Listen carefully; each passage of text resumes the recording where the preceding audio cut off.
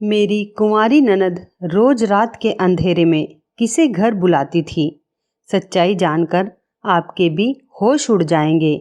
मेरा नाम अनीता है। ये बात तब की है जब मेरी नई नई शादी हुई थी।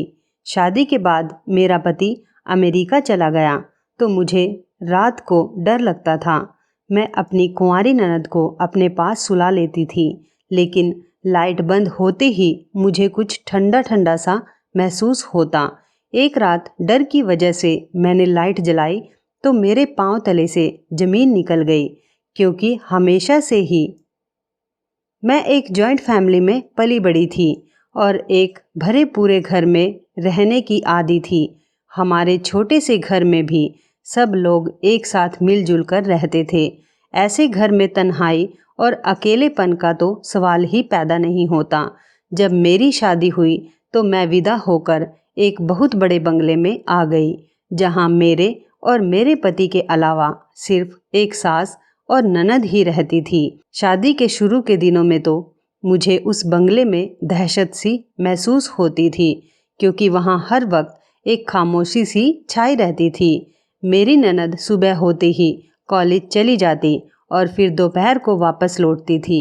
मेरी सास सारा सारा दिन अपने कमरे को अंदर से बंद करके टीवी देखती रहती थी और मेरा पति परदेश से कुछ दिनों के लिए वापस आया हुआ था।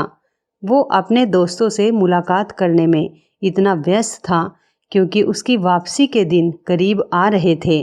घर में 4 नौकरानियां भी मौजूद थी जो सारा दिन काम करती और फिर शाम को अपने घर को वापस लौट जाती थी। जब मेरी शादी अनिल से हो रही थी तो मेरे खानदान वाले मुझे बहुत खुशकिस्मत समझ रहे थे और कह रहे थे, तुम बहुत नसीब वाली हो जिसकी शादी अनिल जैसे लड़के से हो रही है। वो बहुत अच्छा कमाता है और उसका बहुत बड़ा घर है। उस घर में तुम हमेशा रानी बनकर रहा करोगी। और मैं भी मन ही मन ये सोचकर खुश होती थी, अच्छा है मुझे इस शोर शराबे से छुटकारा मिल जाएगा, क्योंकि मैं भी शांति में रहना चाहती थी। अनिल अमेरिका में बहुत ही बेहतरीन नौकरी करते थे और वो यहाँ कुछ दिनों की छुट्टियों पर आते थे। जब उनको मैं एक शादी में मिली थी, मुझे देखते ही उन्होंने मुझे पसंद कर लिया था और अपनी माँ से कहकर मेरे लिए मेरे घर पर रिश्ता भेज दिया था। अनिल के पास किसी चीज़ की कोई कमी नहीं थी। उनकी नौकरी भी बहुत अच्छी थी और ख़ानदान भी। वो खुद भी देखने में बहुत स्मार्ट और हैंडसम थे और वो बहुत खुश मिजाज और नरम दिल के इंसान थे। इसलिए मेरे पिता ने फ़ौरन ही रिश्ते के लिए हाँ कर दी। घर में मौजूद मेरे सारे ही कजन मेरी खुशकिस्मती पर हैरान थे। मैं कोई बहुत खूबसूरत लड़की नहीं थी, लेकिन ना जाने अनिल को मुझ में ऐसी कौन सी बात नज़र आ गई थी कि वो पहली ही नज़र में मुझ पर अपना दिल हार बैठे थे। एक छोटी सी रस्म के बाद हम दोनों की शादी 1 महीने के अंदर हो गई। दोनों परिवार ही हर बात पर राजी हो गए थे, इसलिए शादी जल्दी करने में किसी को भी परेशानी नहीं थी। वो कहते हैं ना, पैसा फेंक तमाशा देख। बिल्कुल ऐसे ही मेरे पिताजी ने भी पैसे के बल पर सारे इंतजाम जल्दी जल्दी कर लिए थे। मैं अपने माता पिता की बड़ी बेटी थी, इसलिए किसी चीज़ में कोई भी कमी नहीं रखी और मेरे माता पिता ने दिल खोल कर मेरी शादी की और पैसा पानी की तरह बहा दिया। अनिल भी अपने माँ बाप का इकलौता बेटा था, इसलिए उन्होंने भी शादी की तैयारियों में कोई कसर नहीं छोड़ी थी और मेरे लिए एक से बढ़कर एक कपड़े और जेवर लेकर आए थे। अपनी बारात वाले दिन मैं दुल्हन बनी, बहुत ही अच्छी लग रही थी। फेरों के बाद जब अनिल को और मुझे एक साथ बैठाया गया तो हर किसी ने ही हमारी जोड़ी की तारीफ की और कहा चांद सूरज की जोड़ी है, और बहुत सी दुआएं भी दी। मैं विदा होकर अनिल के घर आई तो इतना बड़ा बंगला देखकर हैरान रह गई। मेरा और अनिल का कमरा ही मेरे आधे घर के बराबर था। कमरे को असली फूलों से सजाया गया था और कीमती फर्नीचर से उस कमरे में अलग ही रौनक आ रही थी। लेकिन इन सब से भी कहीं ज़्यादा कीमती चीज़ जो मेरे नज़दीक बहुत ही खास थी, वो अनिल की मोहब्बत थी। शादी की रात अनिल ने मुझसे अपनी मोहब्बत का बहुत ही बेचैन शब्दों में इजहार किया था। मैं हैरान रह गई थी कि वो मुझसे इस कदर मोहब्बत करता था।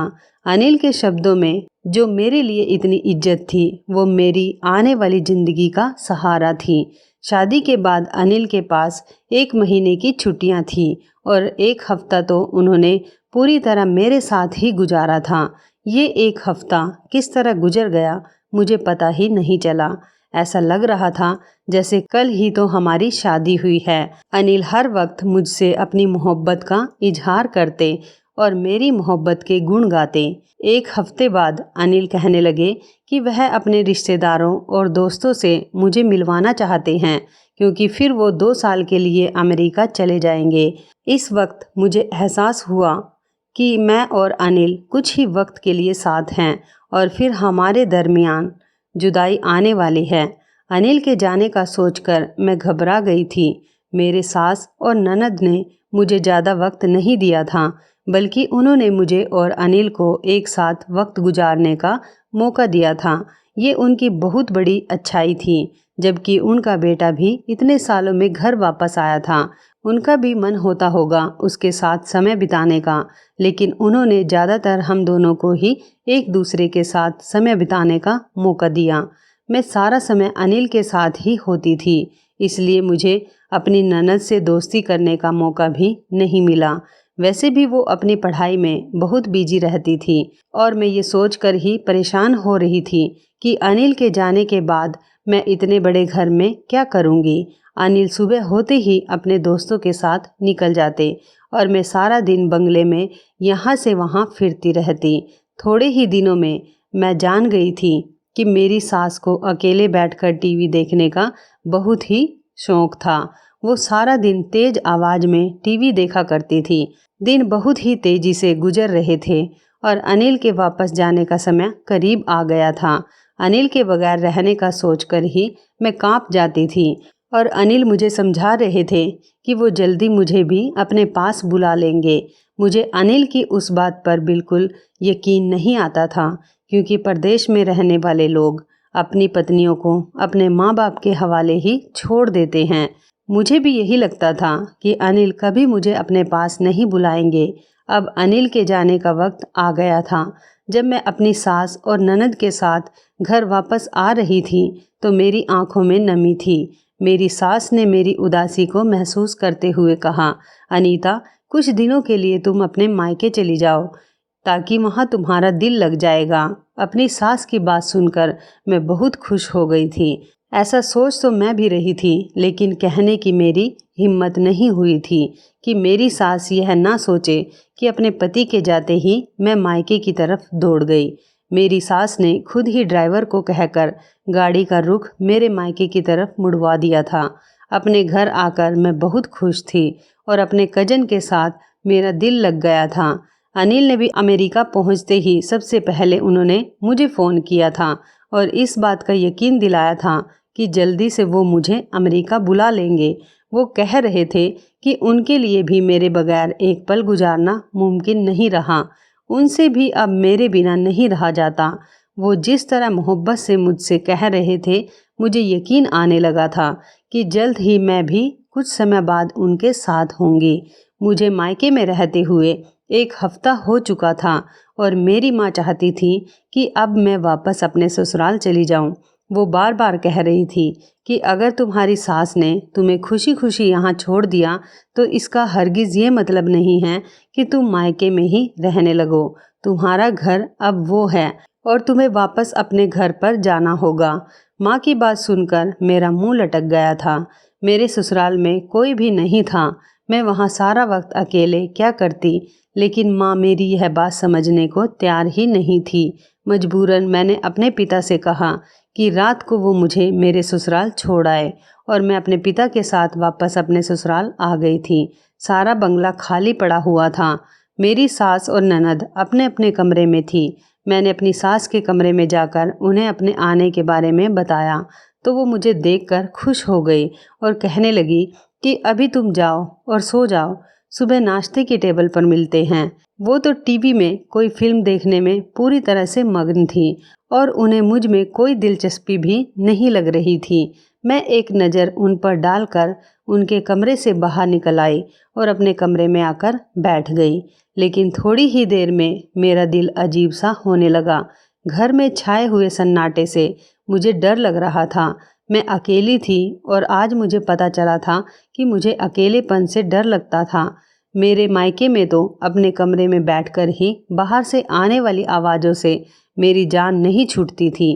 कभी मेरे भाई बहनों का झगड़ा हो रहा होता था तो कभी चाची हंस हंस कर चाचा को दिन भर के किस्से सुना रही होती थी।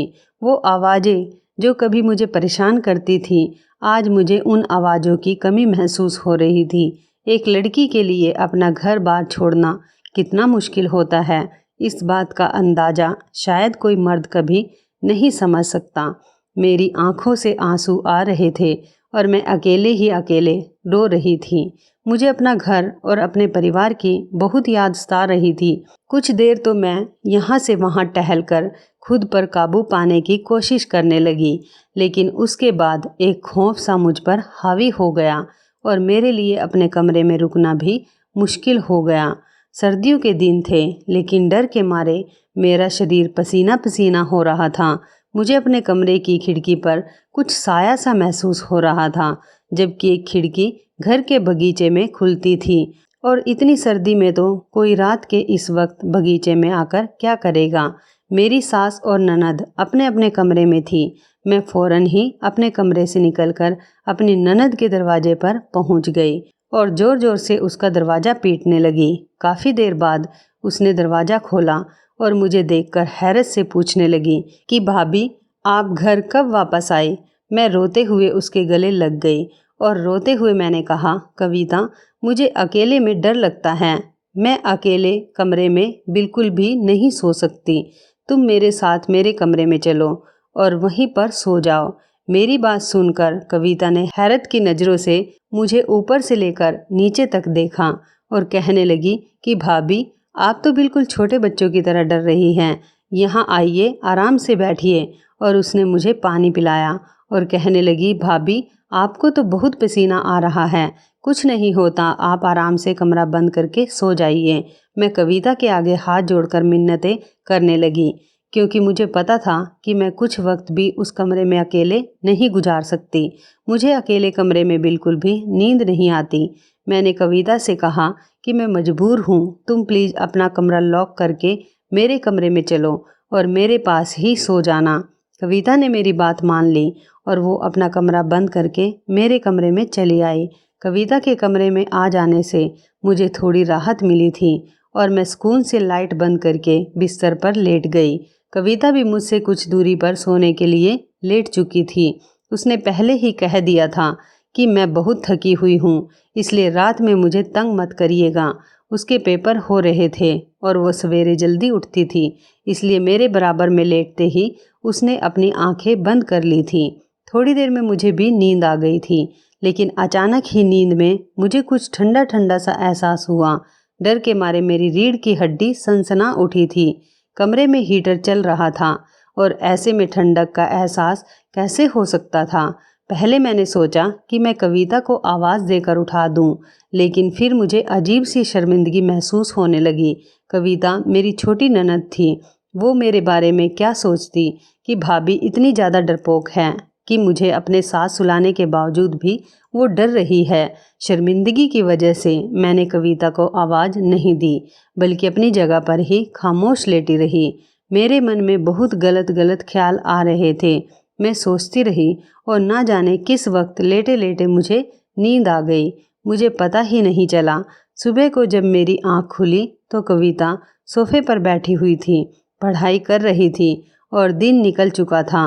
मुझे जागता हुआ देखकर कविता कहने लगी कि भाभी, अगर आपको डर ना लग रहा हो तो क्या मैं अपने कमरे में चली जाऊं? मैंने शर्मिंदगी से मुस्कुराते हुए कहा कि हाँ, चली जाओ, लेकिन हर रात इसी तरह मेरे कमरे में आकर सो जाना। कविता ने एक अफसोस भरी नज़र मुझ पर डाली और अपने कमरे में चली गई। दिन में जब अनिल का फ़ोन आया तो मैंने उसे सारी बात बताई कि रात में मैं डर के मारे परेशान थी। मेरी बात सुनकर वह ज़ोर ज़ोर से हंसते हुए कहने लगे कि हम सालों से इसी बंगले में रह रहे हैं, इसलिए फ़िक्र की कोई बात नहीं, तुम्हें परेशान होने की कोई ज़रूरत नहीं है। तुम तो ऐसे डर रही हो जैसे तुमने भूत देख लिया हो। अनिल मुझसे मिलने के लिए बेकरार थे कि जल्द ही सारा बंदोबस्त हो जाएगा और फिर हम एक साथ होंगे। कुछ देर बातचीत करने के बाद अनिल ने फ़ोन बंद कर दिया था। बाकी का सारा दिन मैं नौकरानियों के पीछे पीछे फिरती रही और अपनी निगरानी में सारे काम करवाती रही। मैं खुद को व्यस्त करना चाहती थी, इसलिए मैं घर के एक एक काम में दिलचस्पी ले रही थी। मेरे पास करने के लिए कोई और काम था भी नहीं, इसलिए मैंने नौकरानियों का पीछा उठा लिया था और उनसे घर का एक एक कोना साफ करवा रही थी।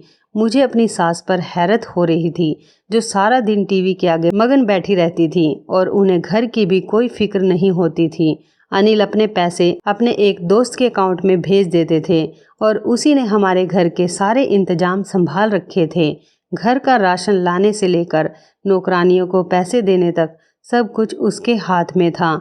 शुरू शुरू में तो मैं इस बात पर बहुत हैरान थी कि एक गैर आदमी हमारे घर का इंतजाम चला रहा है, लेकिन धीरे धीरे मुझे एहसास हो गया था कि अनिल की माँ को ना ही घर के बारे में कुछ मालूम था और ना ही वो उसके काबिल थी कि पैसे संभाल कर रखती और घर चलाती।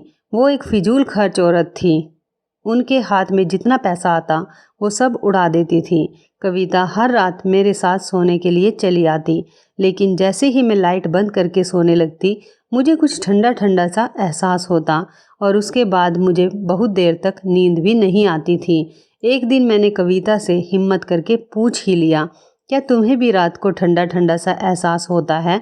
मेरी बात सुनकर कविता खामोश हो गई थी, लेकिन मेरे दिल में एक अजीब सी हलचल मची हुई थी। इतना तो मुझे यकीन था कि मुझे किसी भी तरह का वहम नहीं हुआ था, बल्कि कोई ना कोई ऐसी चीज़ जरूर थी जिसकी वजह से मुझे ठंडक महसूस होती थी। मैंने फैसला कर लिया था कि मैं खुद ही इस बात की तह तक पहुंचूंगी। अगले दिन जैसे ही कमरे की लाइट बंद करके मैं लेटी तो कुछ ही देर में मुझे दोबारा से कमरे में ठंडक का एहसास हुआ और मैंने हिम्मत करके फौरन ही कमरे की लाइट जला दी। ये देखते ही मेरे होश उड़ गए, क्योंकि मेरे सामने जो मंजर था वो होश उड़ा देने वाला ही था। मेरे कमरे की वो खिड़की जो बगीचे की तरफ खुलती थी वो खुली हुई थी और एक साया सा मुझे नजर आ रहा था, जबकि मुझे अच्छी तरह से याद था मैंने सोने से पहले इस खिड़की को बंद कर दिया था। मैंने फौरन ही बिस्तर पर लेटी हुई अपनी ननद की तरफ देखा तो मैं हैरान रह गई, क्योंकि कविता भी अपने बिस्तर पर मौजूद नहीं थी। मैंने डरते डरते कमरे की खिड़की से बाहर झांका तो कविता बगीचे में किसी लड़के के साथ खड़ी थी। मैं इतने दिनों से जिसे साया समझकर डर रही थी वो कोई और नहीं, इस लड़के का साया था। कविता की नज़र जैसे ही मेरे चेहरे पर पड़ी तो उसके चेहरे का रंग उतर गया और वो लड़का मुझे देखते ही बगीचे से भाग निकला। कविता उसी खिड़की से वापस आ गई जिस तरह वो कमरे से बाहर गई थी। जो ठंडा ठंडा एहसास मुझे हो रहा था वह उस खिड़की से आने वाली हवा थी, जिन्होंने कमरे में मौजूद हीटर की गर्मी को ख़त्म कर दिया था। मैंने कविता के चेहरे की तरफ देखते हुए पूछा, कविता ये सब क्या है और वो आधी रात को किस लड़के के साथ थी? कविता ने रोते हुए बताया कि वो मनीष है और वो उससे बहुत मोहब्बत करती है। मनीष उसके स्वर्गवासी पिता के एक करीबी दोस्त का बेटा है, लेकिन मेरे ससुर यानी कविता के पिता के देहांत के बाद ही मेरी सास ने उन लोगों से मेलजोल खत्म कर दिया था। कविता और मनीष बचपन से ही एक दूसरे को पसंद करते थे, इसलिए वो दोनों अपने रिश्ते को खत्म होते बर्दाश्त नहीं कर सके और छुप छुप कर मुलाकातें करने लगे। कविता और मनीष अपनी सारी जिंदगी एक दूसरे के साथ गुजारना चाहते थे, लेकिन बड़ों के फैसले की भेंट चढ़ गए। कविता बता रही थी कि कुछ वक्त पहले मेरी सास को कविता की मोहब्बत के बारे में पता चल गया था और उन्होंने कविता को सख्ती से मना कर दिया था कि वो कभी भी मनीष से ना मिले और ना ही कभी उसकी शक्ल देखेगी। जब अनिल शहर से बाहर नहीं गए थे, जब मेरी सास के हालात भी बहुत कमज़ोर थे, वो भी सब की तरह एक आम सी मिडिल क्लास औरत थी, फिर कविता के पिता का देहांत हो गया तो उनके हालात और भी ज़्यादा ख़राब हो गए। कविता के पिता और अनिल के पिता दोनों में ही बहुत पक्की दोस्ती थी। काम के कुछ सिलसिले को लेकर दोनों की दोस्ती में दरार पड़ गई थी। तभी से ही उनकी दोस्ती में फूट पड़ गई और दोनों परिवारों का मेलजोल भी खत्म हो गया। कविता के पिता के मरने के बाद भी मनीष के पिता ने कविता की माँ और उनके बच्चों की कोई मदद नहीं की और ना ही कभी साथ दिया। इस बात से तंग आकर कविता की माँ मनीष के पूरे परिवार से नफरत करने लगी थी। जब उन्हें कविता के बारे में पता चला तभी उन्होंने कविता से साफ इनकार कर दिया था कि कभी भी मनीष के बारे में मत सोचना, वहाँ तुम्हारी शादी नहीं हो पाएगी। मेरी सास ने लोगों के घरों का कामकाज किया और अनिल एक एक वक्त में दो दो नौकरियां करने लगे। अनिल ने दिन रात मेहनत की और नौकरियां करने के साथ साथ अपनी पढ़ाई भी जारी रखी। किस्मत ने पलटा खाया और अनिल का एडमिशन अमेरिका की एक यूनिवर्सिटी में स्कॉलरशिप पर हो गया। अनिल की मेहनत और लगन को देखते हुए अनिल की यूनिवर्सिटी ने सारा खर्चा उठाया, तो मेरी सास ने भी अनिल को नहीं रोका और हिम्मत करके उन्हें बाहर भेज दिया। अनिल ने अमेरिका में पढ़ाई के साथ साथ छोटी मोटी नौकरी भी शुरू कर दी और वहीं से मेरे ससुराल के हालात बदलना शुरू हो गए। लेकिन अपने हालातों और दुखों की मारी मेरी सास ने जिस तरह मेहनत करके अपने बच्चों को पढ़ाया और गुजारा किया, उनकी मेहनत रंग ले आई थी। उन्होंने खुद को हर चीज़ से दूर कर लिया था और कमरे की हद तक ही रहती थी। वो अपना सारा वक्त टीवी देखने में ही गुजार देती थी। अनिल की डिग्री भी पूरी हुई तो उनको अमेरिका में ही बहुत अच्छी नौकरी लग गई और मेरी सास ने भी उन्हें ये सोचकर वापस नहीं बुलाया कि यहाँ उनके लिए कुछ नहीं रखा है। जो अनिल के रिश्तेदार थे वो भी उनका साथ नहीं देते थे, लेकिन पैसा देकर वापस आ गए थे। मेरी सास ने किसी को भी दोबारा अपनी ज़िंदगी में आने की इजाज़त नहीं दी थी। लेकिन इस सब में मनीष और कविता का रिश्ता मिट्टी में मिल गया था। कविता ने मुझे हर एक छोटी से छोटी बात बताई थी और वो मेरे पास बैठी रो रही थी, क्योंकि उसके लिए मनीष के बगैर ज़िंदगी गुजारना बहुत ही मुश्किल हो गया था। लेकिन मेरी सास किसी हाल में भी उसकी और मनीष की शादी नहीं करने वाली थी। अनिल को कविता और मनीष के बारे में कुछ भी नहीं पता था। ये सुनकर मैंने कविता से कहा कि तुम परेशान मत हो, मैं अनिल से बात करूंगी। वो एक पढ़े लिखे समझदार इंसान हैं और मुझे यकीन है कि वह ज़रूर तुम्हारा साथ देंगे, क्योंकि पुरानी बातों को लेकर अपने आने वाले कल के फैसले नहीं कर सकते। मैंने कविता को दिलासा देते हुए समझाया। फिर हम दोनों सोने के लिए लेट गए थे।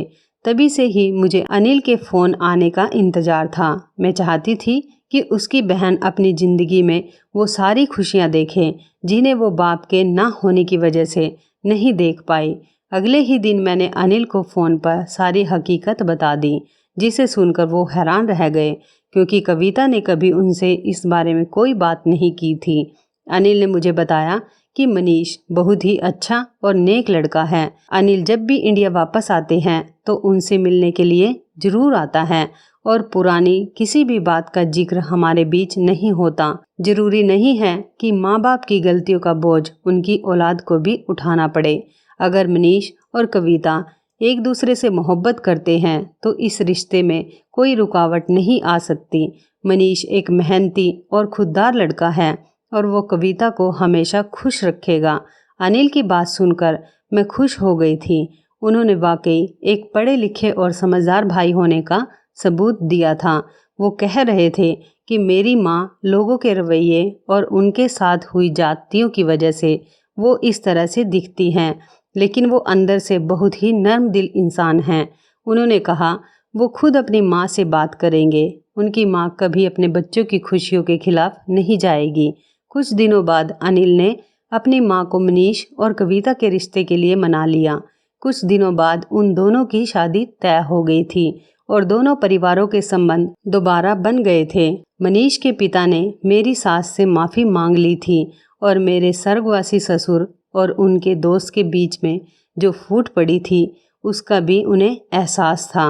अनिल जो 2 साल बाद वापस आने वाले थे वो 6 महीने में ही लौटकर वापस आ गए थे और उन्होंने अपने हाथों से कविता की शादी धूमधाम से की थी। वो मेरा और मेरी सास का वीज़ा अपने साथ में लेकर आए और अब हम तीनों एक साथ जहाज में बैठकर अमेरिका के लिए उड़ान भर रहे थे। कभी कभी मैं सोचती थी कि ना जाने मैंने कौन सा पुण्य किया है जो अनिल मेरी ज़िंदगी का हिस्सा बन गए थे। वो एक पढ़े लिखे और काबिल इंसान थे जिनको रिश्तों की कदर करना आता था, और मेरे लिए मान लो दौलत और पैसे से कहीं ज़्यादा अहम यही बात थी कि अनिल को रिश्ते बहुत अच्छे से निभाने आते थे। ज़िंदगी बहुत छोटी सी है। कल की बातों को लेकर आज और आने वाले कल के फैसले करना इंसान की बेवकूफ़ी है। जो कुछ बड़ों ने कर दिया उसको बच्चों की ज़िंदगियों से जोड़ना ये कहाँ का इंसाफ है। ऐसा करने से रिश्ते हमेशा के लिए ख़त्म हो जाते हैं। मैं यही कहना चाहूँगी, अपने बच्चों को रिश्तों का एहसास करना सिखाइए और रिश्तों को निभाते रहिए, क्योंकि मुझे भी हर रिश्ते का एहसास उसी वक्त हुआ जब मैं जॉइंट फैमिली से निकलकर उस घर में अकेली हो गई थी।